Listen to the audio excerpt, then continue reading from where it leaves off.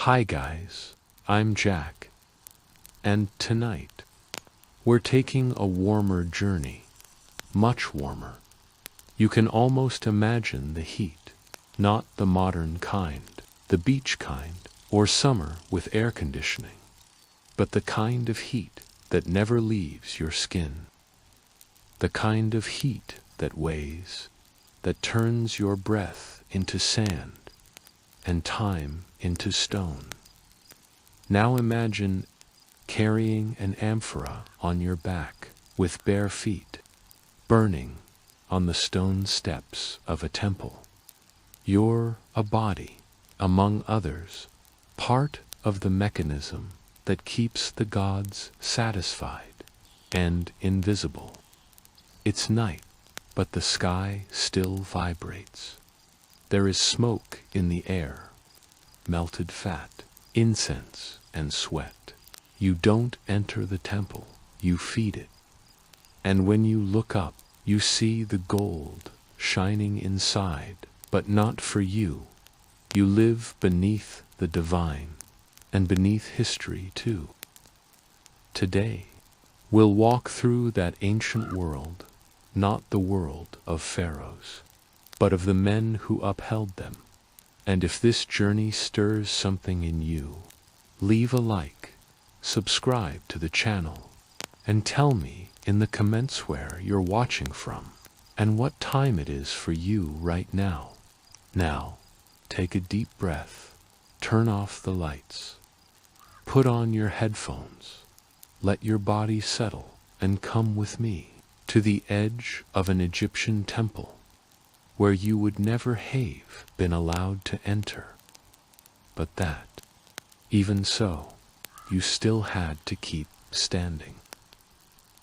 Now, before this story goes on, pause for a moment, close your eyes, and try to imagine what it feels like to be born in a place where everything around you has been decided long before your first cry. A place where the world doesn't begin with a horizon, but with a wall, where the very first thing you see is not the sky, but a cracked ceiling of dried clay, where every stone, every piece of wood, every shadow that falls on the ground doesn't belong to you, but to the temple. Because here, the temple is not just a building, it is the calendar, it is the food and the thirst, it is the law and the routine. It is a clock that never shows the hour, only who is already late inside these walls. Life has a rhythm no one chooses, and that rhythm never stops. You grow up learning that the sound of the wind is different from the sound of the drums, learning to tell just by listening when a man is hauling stone, when a woman is pounding bread, and when a supervisor is walking by. You grow up hearing that silence is the safest way to exist, because to speak too much is to invite the temple into your home. And very early you learn this. The temple has more ears than it has walls. This is how it is.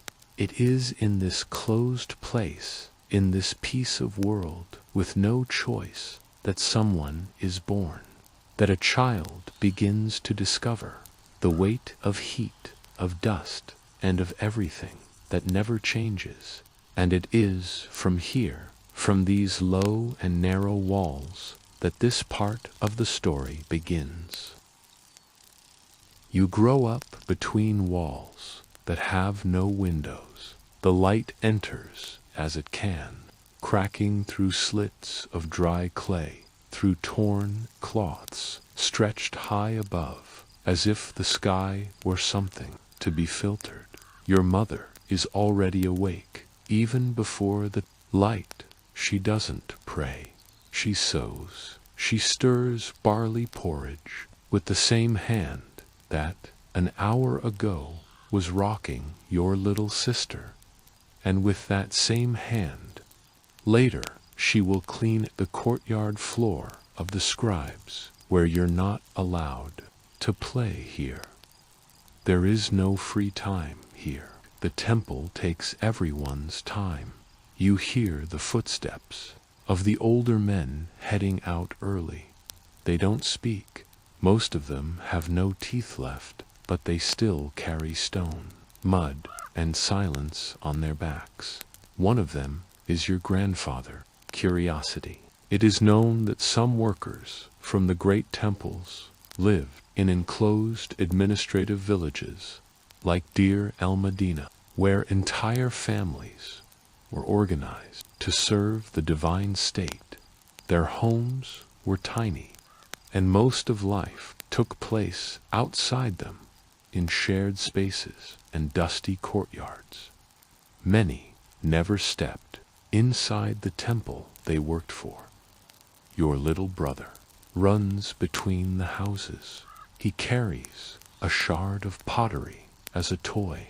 To him, it's a shield or a boat, but you already know it's just a fragment of something someone once had and lost.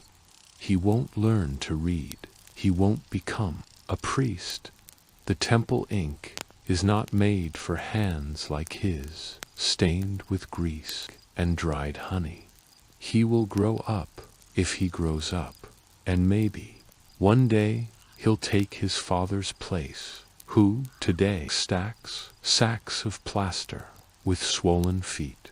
Or maybe he'll vanish into the desert like some boys do when they discover that outside the temple there is a world that also kills, but at least it chooses. There is a woman you know. She lives 3 doors down. She never married, but she sews the priest's robes with such precision that they say the gods forgave her. Historical fact: in Deir el-Medina, inscriptions show that women could weave, bake bread, care for the sick, but they were not entitled to official rations like men. Even so, they upheld the invisible structure of the city. Her eyes are dull, as if she sees everything, yet sees nothing anymore. She's the one who tells stories about the first days of construction, says the temple was once just stone, and now it's a god that swallows the dust of all of us. You've had a fever, and no one noticed. Your mother placed a cold cloth on your forehead and went to work, because if she misses work, she earns no bread. And if there is no bread, there is no silence. And the silence here is what keeps the walls standing. You hear it from everyone. Don't complain. The temple feeds. But you start to understand. It only feeds to keep being fed. There was a boy who fell from the top of the scaffolding. They said it was quick, but there was no ceremony. He returned to the earth as he came, with no name written, no voice on papyrus. And life in the village went on, because the temple does not stop. If one dies, another takes their place. If one cloth tears, another is woven. If a child cries, well, she'll grow, she'll learn, or not. You've seen gold from afar. When the gates open for the passage of offerings, the light hits the altar objects, and for a second, just one, everything inside shines as if it were another world. But you don't enter. You only deliver the jar of wine, or light the firewood in the oven, or carry the offering meat to be divided. And the part that's left, if there's any left, you take home in silence, as if carrying a secret. Your grandmother used to say the temple has ears and eyes, and that remembers those who talk too much. That's why the women speak little. Only what is necessary, only what guarantees one more day. They sew, wash, care for the children and the men, and sometimes they also bury.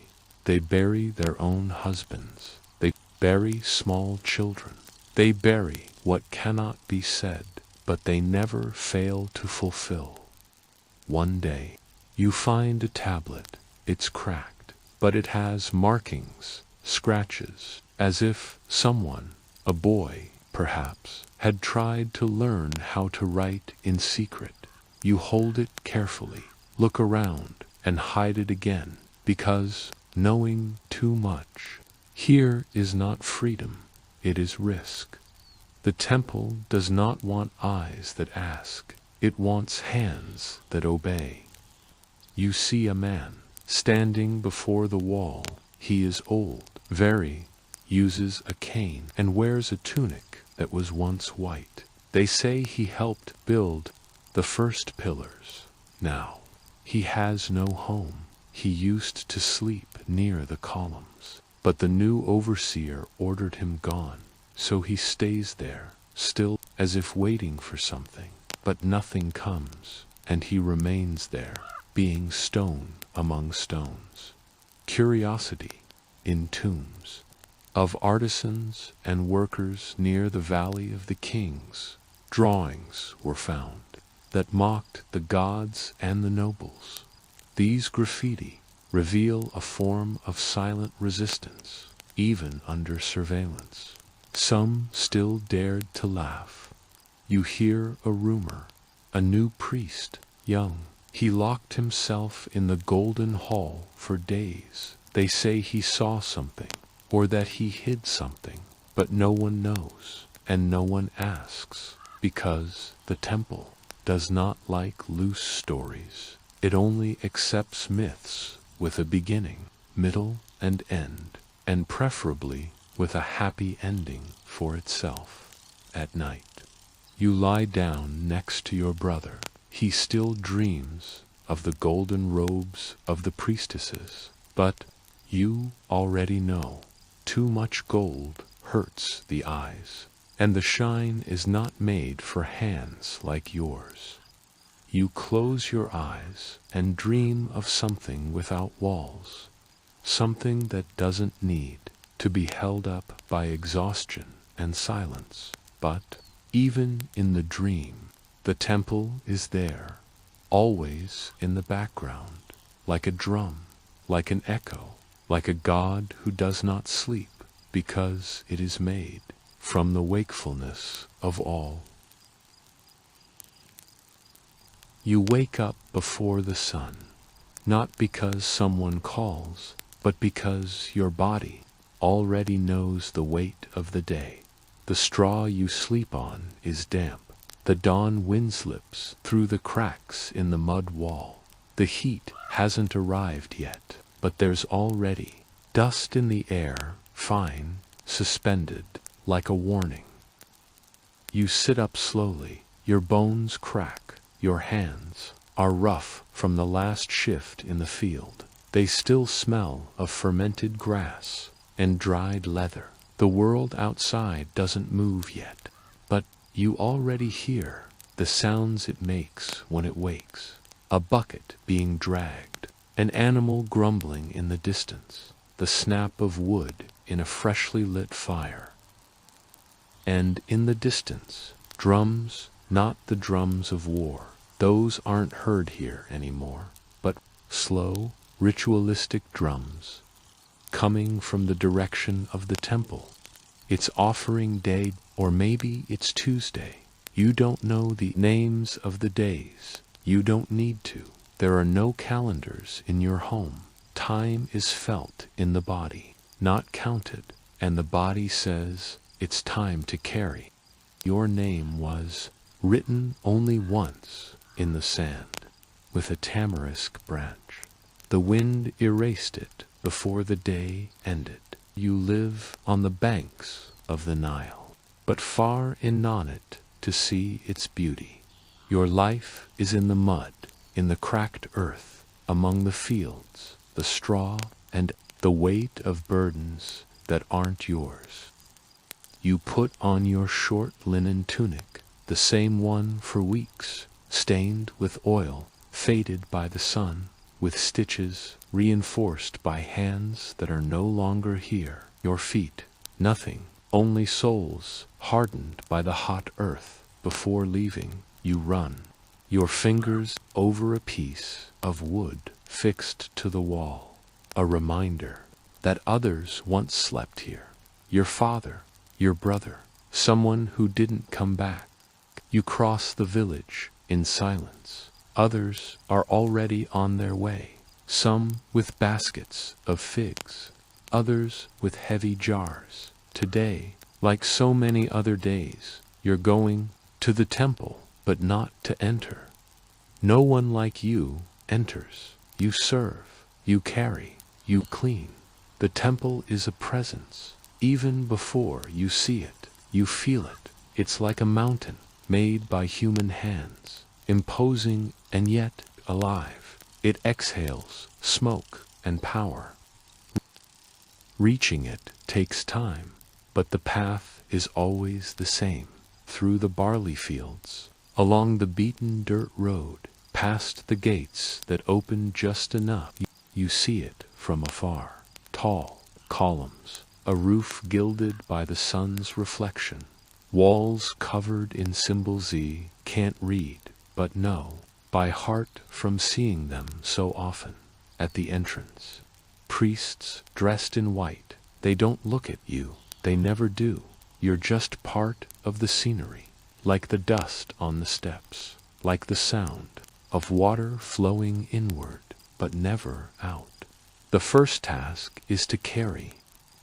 You take a ceramic amphora filled with dark beer, heavy, warm, thick, made not for the people, but for those who sleep in the cold chambers of the temple. You rest it on your shoulder. You feel the liquid move inside. It balances you or threatens you. The path to the courtyard is short, but the steps are treacherous, taut, worn smooth by endless use, slippery like promises. You climb carefully, always carefully. Here, a slip isn't just a fall, it's a disgrace, a debt, or something worse. You climb the steps with the jar, the same one that, tomorrow, will be in other hands, and when you deliver it, the silence remains. The younger boy, an apprentice, simply nods. You return and take another, then another, and another. The sun is already high, the temple's shadow, now, coversomely part of the courtyard. You feel the heat rising through your legs. You also feel the smell of incense mixed with burnt fat. They're sacrificing a ram. You hear the dry sound of the blade, then a dull thud. The priest sings, a deep voice, chanting syllables. You don't understand, but you know the melody. It always returns, as if the temple breathed through music. You are called to clean the outer floor. The sand, mixed with ash and fat, sticks to your hands. You scrub with rough stones, with a brush made of dry fibers. With the anger you are not allowed to feel. Here, every movement is watched, not by direct eyes, but by the architecture around you. The walls of the temple, they look from the inside. They are always watching. You scrub in silence. A fly lands on your arm. You do not brush it away. The smoke rises, and still it stays there. Curiosity. Egyptian temples functioned as true autonomous urban centers. Karnak, for example, had bakeries, breweries, granaries, libraries, and housing, but only the priestly elite had access to the sacred spaces. The common population, thousands of laborers, never went beyond the first hall. After cleaning, you're sent to the garden area. There the shade is cooler. Lotuses grow in stone pools. Stagnant water, full of floating leaves. Frogs that don't croak, they only watch. You clean the edges of the stones, collect dead leaves, and observe. That is the quietest place in the temple. There are no chants, no orders, only the sound of water touching the wind, and still you feel you don't belong there. At noon, there's a break, brief, without ceremony. You sit under a tree, share a piece of bread with another worker. Hard bread, made from poorly fermented barley, filled with small grains and, sometimes, gravel. You chew slowly, not for pleasure, but because the tooth must survive. The other man speaks of his son. The child is sick, can't sleep, and vomits, has sunken eyes. You just listen. There's not much to say. Illness is not a punishment, but sometimes it feels like a warning. Historical fact. Life expectancy in ancient Egypt varied drastically. Manual labor's cooled die between 30 and 40 years old. Many children didn't survive childhood.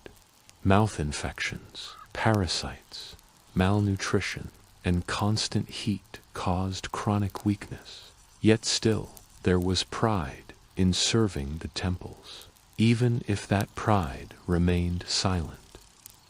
In the afternoon, you return to the task of unloading supplies, baskets of dried onions, pots of dark honey, cloth wrapping ceremonial objects. Everything must be handled with care. Nothing can break, nothing can spill.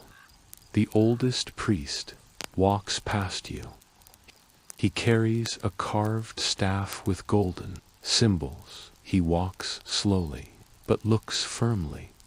For a moment, your eyes meet. You lower your gaze, but you feel he saw you.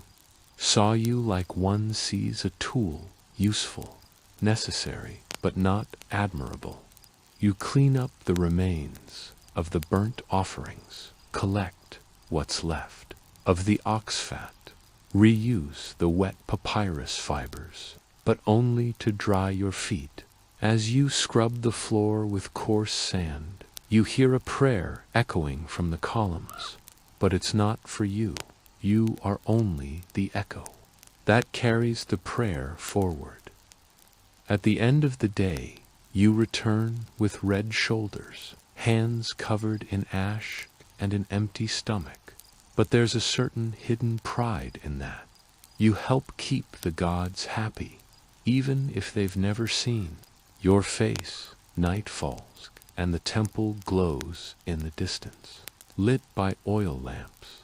You lie down near the straw, smelling the burnt fat in your hair, and you fall asleep, without a name, without a story, but part of the temple all the same. Hatshepsut, the pharaoh who should not have existed. You don't remember her name. You wouldn't even know how to pronounce it if you heard it whispered in ancient stone. But she was there, in silence, in veils, wearing a crown that weighed more from doubt than from gold. Hatshepsut, daughter of a pharaoh, wife of a pharaoh, mother of a pharaoh, and still she became pharaoh in a land that, since the dawn of centuries, believed the throne had a masculine voice, a masculine form, and a masculine destiny. She didn't just sit on the throne, she shaped it for herself. But none of it began with ambition. It began with death. The palace was not a place of rest. The walls were painted in vivid colors, but what you heard was always the creaking of decisions, food being weighed, agreements being sealed, pacts with gods. being written with sweaty hands. Hatshepsut grew up in that environment. She learned to listen before speaking, to walk without echoing her own steps, and to look into men's faces without confronting them, but without lowering her eyes. She was trained to represent, not to rule. But death moves fast, and when Pharaoh Thutmose I died, he left the throne to a boy still too young. Hatshepsut was his widow. She was regent, she was mother, and, little by little, she was more than that. You are in Thebes. The air smells of wet papyrus, of sleeping lotus, and desert dust. The people whisper quietly. The queen is wearing the ceremonial beard. She appears in processions with royal symbols, the staff, the flail, the double crown of Upper and Lower Egypt. Some laugh in secret, others avert their gaze, but no one dares challenge her aloud, because she knows. She listens, she builds. It wasn't a coup, it was a sequence of subtle choices. First, Hatshepsut began signing as wife of the god. Then she started appearing beside the young king. Then in front of him. Then alone. Finally, the records simply changed. She was pharaoh, not a queen ruling on behalf of another, but the very center of power. And when the throne was hers, truly hers, she didn't stop. She built. You walk through the corridor, Seth, the temple of Deir el-Bahari. The columns seem to glide in spirals of shadow. The reliefs on the walls depict unusual scenes. She being nursed by a goddess, she born of the union between a god and her mother. She surrounded by royal insignias. She naming Herselfear by divine right. It was more than propaganda. It was a manifesto carved in stone. History was being chiseled with feminine hands, but using tools borrowed from millennia of kings. She didn't change the language. She changed the subject. Curiosity. The famous pharaoh's beard worn by Hatshepsut, not an attempt at disguise.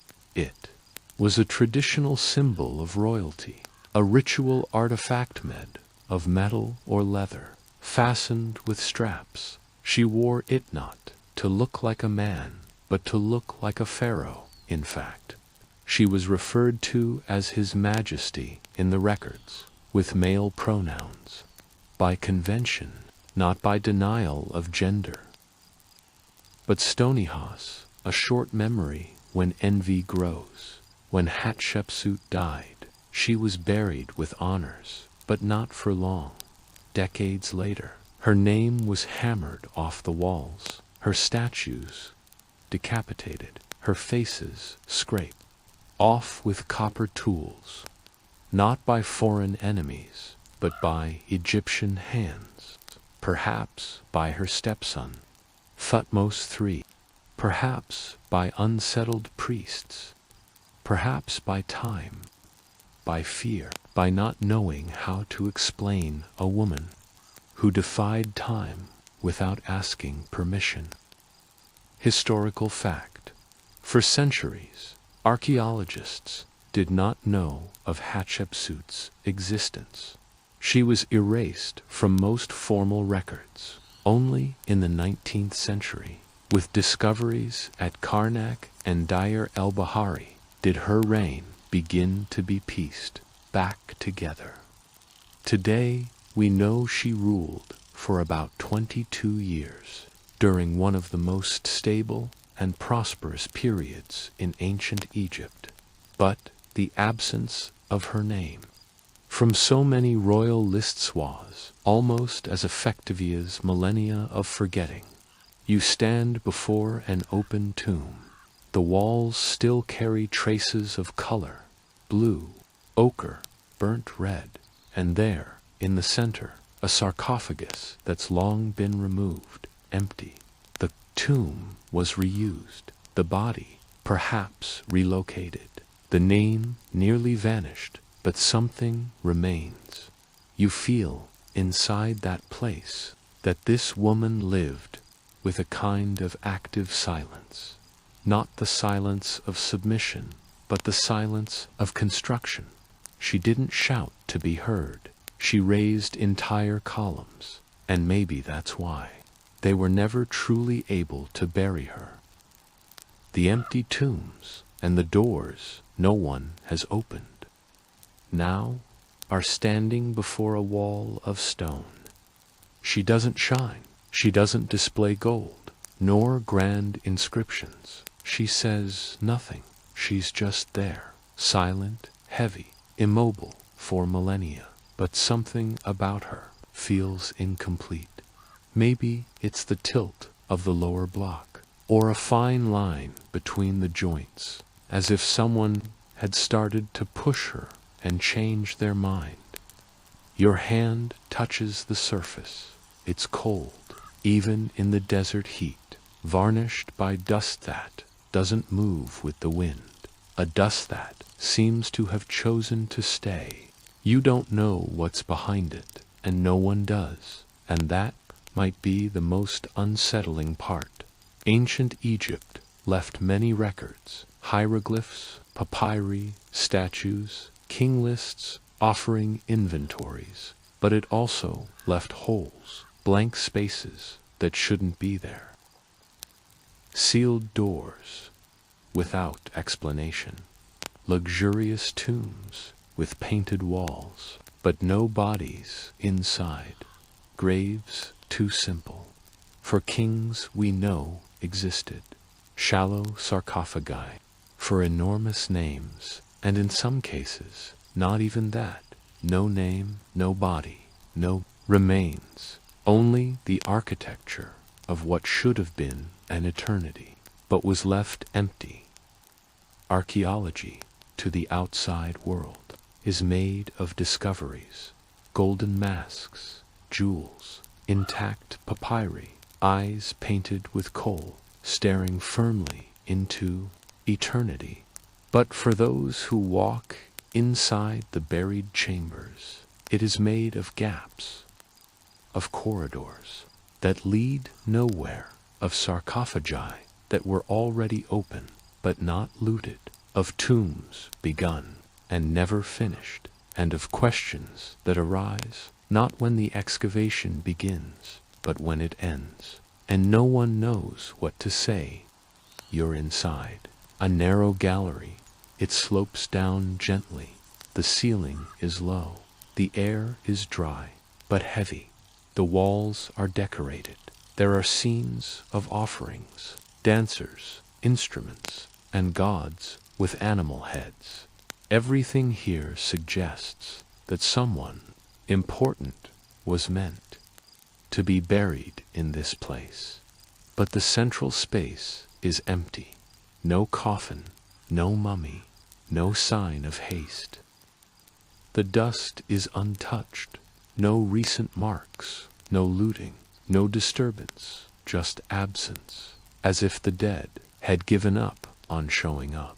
You remember Tomb KV55, the technical name for one of the greatest mysteries.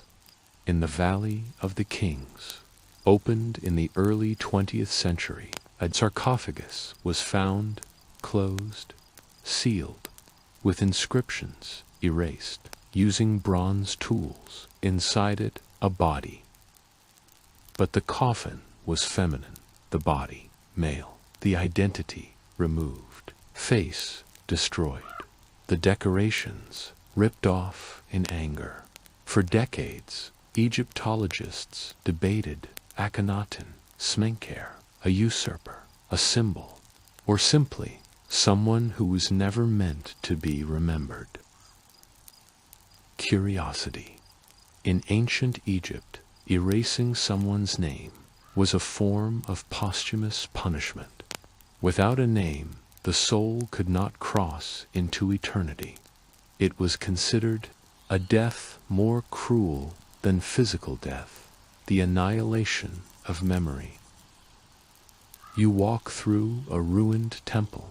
The floor is uneven.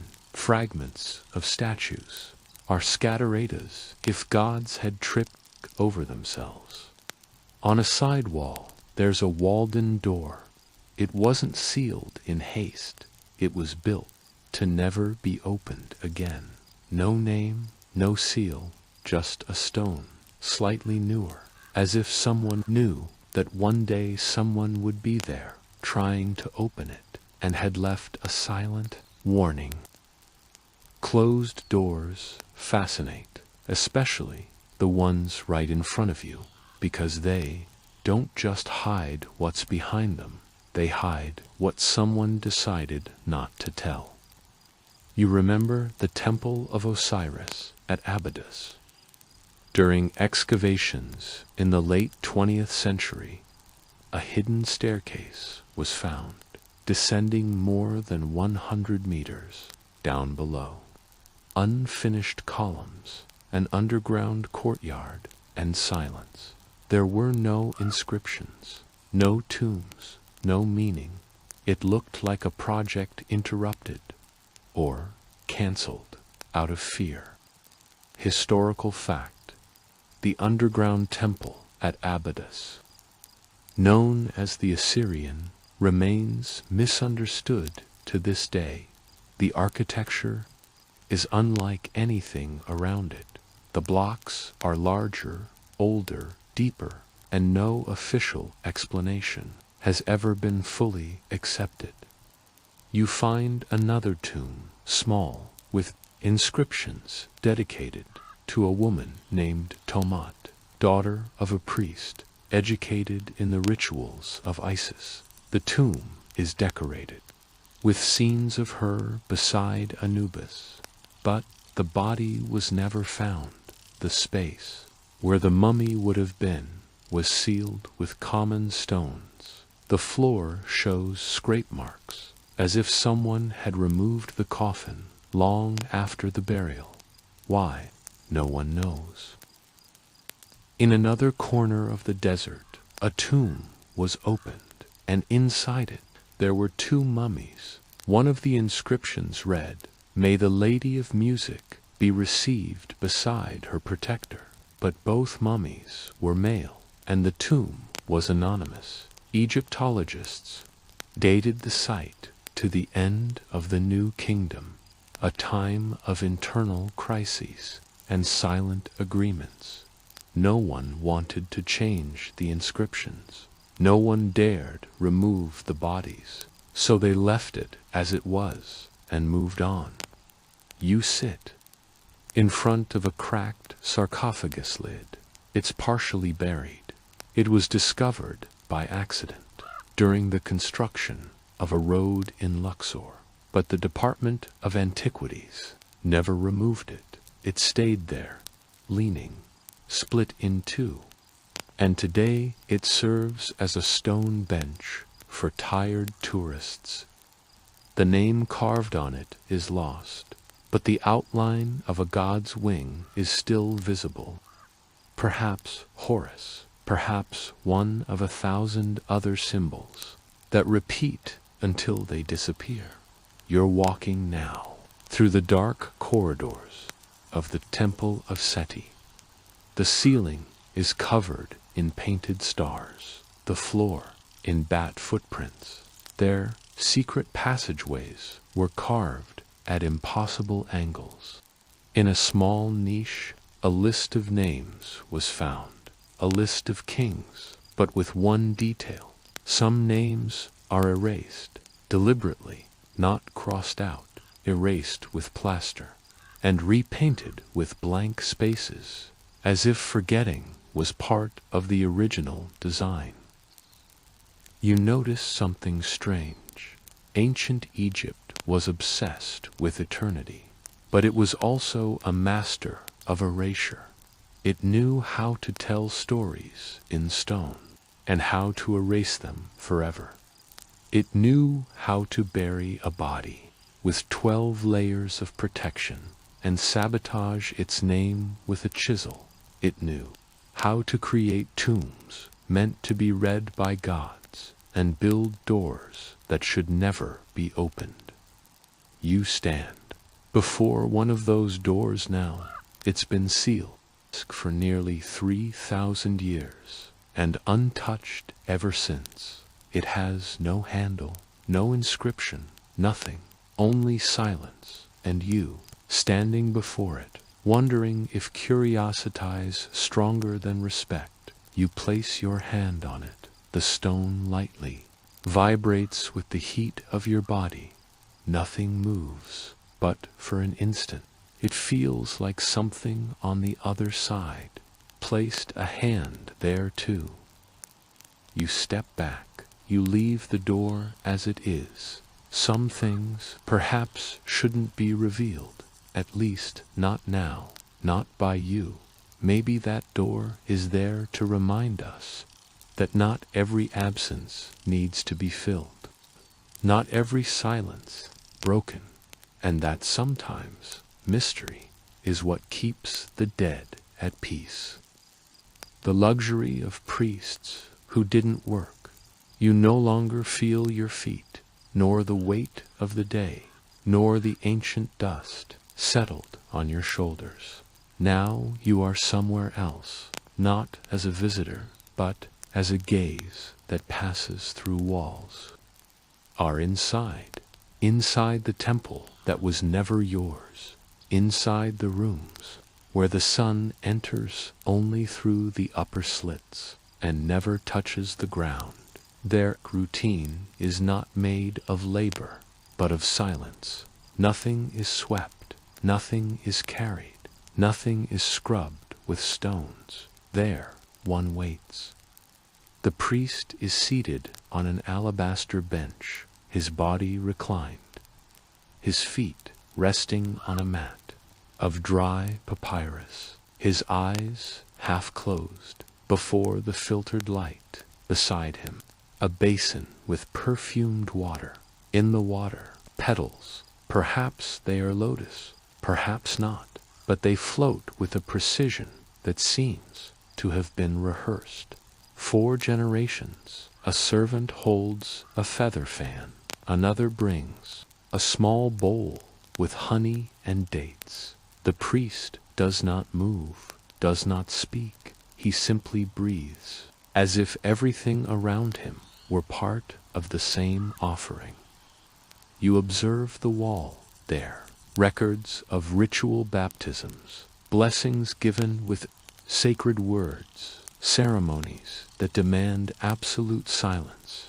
But there are also things that are not spoken, private rooms with soft beds, covered in imported linen, cushions stuffed with heron feathers, plates that are never repeated 2 days in a row, beer sweetened with dried figs, wine aged in sealed amphorae, fine bread, baked in inner ovens where the heat never reaches the people. You walk between the columns, too tall to have been made by faith alone, each block fitted with mathematical precision, and still, above them, there is space for voices that are lost. The prayers echo and vanish before they touch the ceiling. There, everything is vertical. Even the hierarchy, high-ranking priests, did not have only religious functions. They were administrators, judges, doctors, advisors to the pharaoh. They lived within the temples, with access to food, to servants, to artifacts, and to luxury. They had slaves, but also scribes, and many never set foot in the barley fields. You ask yourself, what exactly did they do? Most recited hymns, but with precision, with rhythm, with a steady voice and a clean chest. Yes, clean, because reciting required rules. They washed themselves 3 times a day, shaved all the hair from their bodies, and could not engage in relations. During periods of service, purity was not moral, it was functional. The voice had to rise, clean. The priest, you observe, now opens a box. Inside it, a necklace of blue beads, a ring with the symbol of Amen, and a small carnelian stone with carvings no one else understands. He chooses one of the items and hands it to another man. This other is the scribe, who bows, receives the object, and places it into another container. Nothing there is improvised, not the gesture, not the silence, not the breath. There is a woman standing. At the side of the hall, she holds a jar. Her linen dress is whiter than that of the peasant woman, washing the courtyard, not because it was laundered, but because it was never used. To kneel in the dirt. She too is a priestess, perhaps consecrated to the goddess Hathor, or perhaps just an heir to a title passed by blood. She does not speak, does not move, but her eyes follow everything, and even silent. Her presence weighs more than the offerings. You are now in another wing, a cool corridor with paintings on the ceiling and the floor.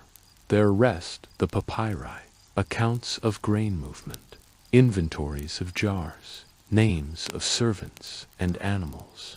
All of temple life is there, recorded in detail, but nothing that is lived is touched by those who write. The ink runs, but hands never touch the mud. The numbers are exact, but the people who carry those numbers have no faces. You follow the cool corridor, admiring the silent organization. Without warning, you reach a discreet door. Behind it, something unexpected. A small rectangular hall. At the far end of the temple, no hieroglyphs, no offerings, only discs of silence. Low tables with fragments of parchment, broken ceramics, bones of unknown animals. This was one of the rooms of the House of Life, a mix of school, library, and laboratory. There, priests copied ancient texts, taught apprentices, healed bodies, protected secrets. A university inside the temple. Curious fact, in Luxor, at the Ramesseum complex, such a structure was recently discovered among Ptolemaic remains, children's toys, astraca with calculations and sketches. It was a center of learning that blended spirituality and administration. You glance again at the feather fanu saw moments ago. It was only part of the comfort. Now you notice the details. Fabric curtains to block the sun, lamps with perfumed oils, pillows that never touched the ground. In other rooms, large painted calendars, and beneath them, inscriptions, renewed offering, royal washing, festival of Sokar. Another fascinating fact, researchers found priests, Towerson, the delta of Imit Buto, tall houses, sophisticated environments, commerce, religious festivals, bronze, sea strums, 5 lu, funerary figurines, no peasants carrying amphorae here. Temple life was urban and rhythmic. You return to the main hall. There, a scribe is seated in a small niche. Carefully, he records how many sacks of grain the temple still has, how many jars of oil remain, how many cloths need washing. He does not write what he lives. He only counts what exists. Interesting fact, Nesiaman, high priest of Montu in Karnak, did not only record offerings, he counted cattle, listed provisions, kept medical records. His sarcophagus, now in Leeds, inspired scientists to reconstruct his voice. Not a metaphor, a real voice with tone, frequency, and resonance time calculated from the preserved larynx farther ahead. In a smaller chapel, you find an ornate sarcophagus, more delicate than the king's single quotes, smaller, more intimate. Who rests there? Or simply someone close to the gods? Historical fact: in 2018, in Saqqara, the tomb of Wati was unearthed. A high-ranking priest, buried with thousands of objects, statuettes, animal mummies, serpents, lions, scarabs. None of that would fit in a peasant's life. Not even in their most ambitious dreams. The sound of a harp echoes again as you walk away. The music is soft, almost prosperous, as if the notes were seeds cast into the wind to sprout in silence. The priests, in their impassive purity, knew their voice had to be pure, not only in soul, but in body. They bathed in the sacred lake, shaved every hair, gargled natron solutions with purity between 30 and 60%, so that no sound interfered with the eternity they proclaimed. You now understand.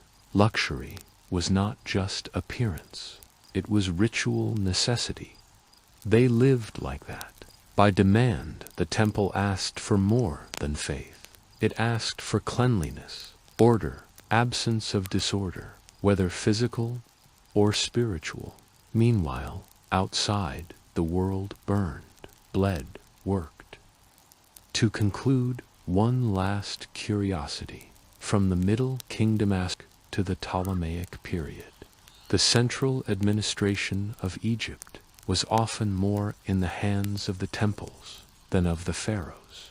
It was the priests who controlled land, commerce, education, and health. In weak royal periods, the temples became parallel governments, more durable, more organized, more silent.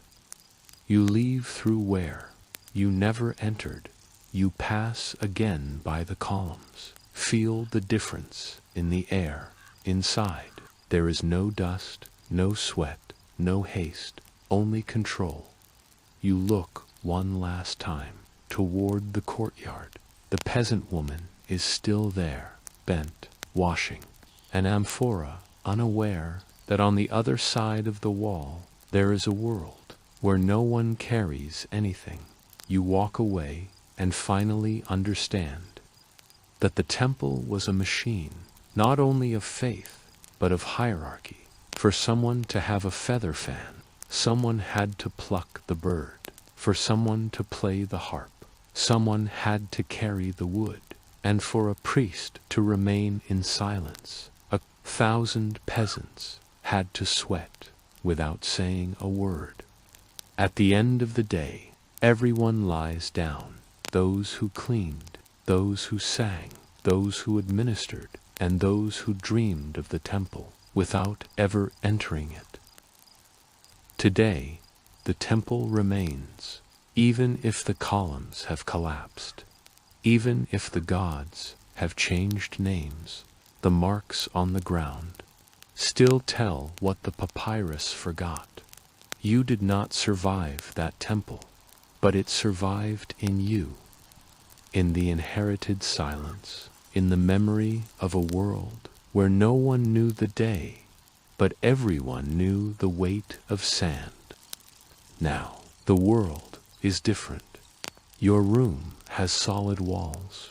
Your body rests without commands. The light is electric, not sacred, but maybe, even so, some part of you remembers the sound of drums, the smell of incense, the warmth of the floor, and that, even asleep, you keep carrying a bit of that time. That was never yours, but was always there. The temple still exists. maybe under another name, in another country, in another form, but such places still exist that consume generations and give back only shadows, and even so, we keep feeding them. Good night, and until the next story.